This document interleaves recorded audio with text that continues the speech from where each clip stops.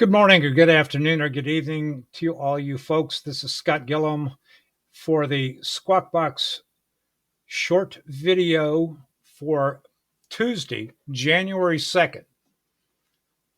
Taking a look at AVGO. Peter brought this to my attention. Rolled over hard. So we've got a failure up here at the end of the middle part of December. No follow through for the Santa Claus rally. Now down on some Fibonacci's below the 8, just above the 20.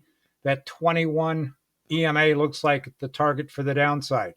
But I don't want to play the downside potential move. I want to sell credit for some non-attainment of an upside reversal. So let's take a look at what we're looking at. Something in the neighborhood of the 1140, 1150 level, even 1155, 1160. Here's what I'm proposing.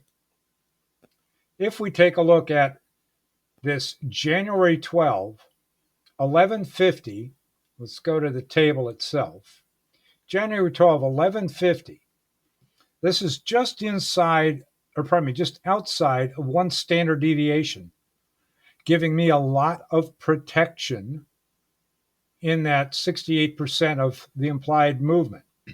So if I sell this 1150 and I buy the 1155 for protection, I can get something in the neighborhood of around 55, 60 cents. That then looks like this on the curve.